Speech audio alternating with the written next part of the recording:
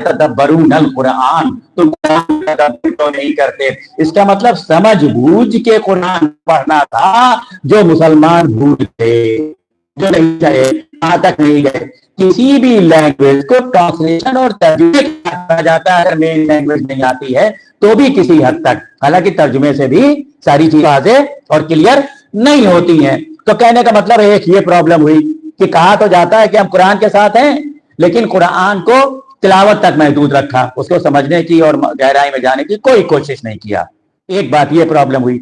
दूसरी प्रॉब्लम हुई कि एक ने ये कहा कि हमने अहले बैत को छोड़ दिया, और एक ने बज़ाहिर कुरान को छोड़ दिया। अजीब सानिया हो गया, यानी दोनों कहीं ना कहीं उम्मत मुस्लिमा में परेशानियां ये हैं कि कुरान और अहले बैत साथ हैं, उनको अलग नहीं किया जा सकता। लेकिन साना ये है कि ना अहले कुरान को बगैर अहले बैत के समझा जा सकता है, और ना अहले बैत को बगैर कुरान के समझा जा सकता है। तो कुरान हकीम की आवाज ये है कि अर रहमान अल्लमल कुरान, कुरान की तालीम दी, खलकल इंसान, इंसान को किया।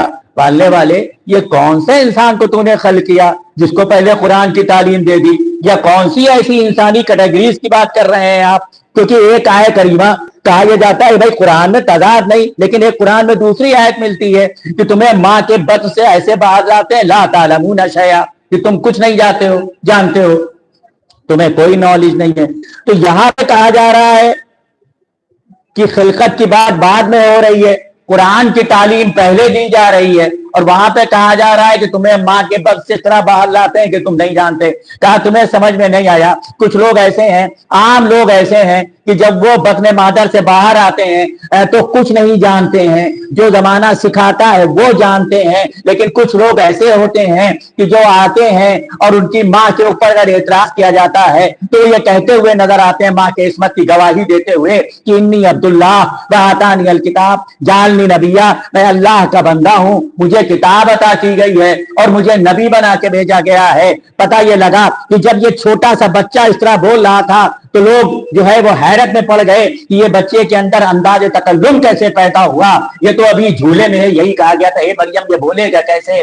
तो पता ये लगा कि जनाबे ईसा ने आप झूले के अंदर अपने माँ के बोल करके गवाही की, और बच्चा तारीख में नजर है कि जब वो मोहम्मद मुस्तफा सल्लल्लाहु अलैहि वसल्लम की गोद में आया खाना काबा के अंदर, तो इसका मतलब जब के हरम का गिर्द तवाफ करते हैं तो हरम के गिर्द भी तवाफ करते हैं, और इस हरम के अंदर कोई बच्चा पैदा हुआ तो उसको भी याद करके इस जगह का तवाफ करते हैं, इसलिए कि ये बागमत। और वो बच्चा जब रसूल की गोद में आया तो उसके बाद उसने जो कहा ये क्या सुनाऊं, कुरान सुनाऊं, ज़बूर सुनाऊं, इंजील सुनाऊं, तो आपने कुरान हकीम के की 11 आयतों की शुरुआती तिलावत किया।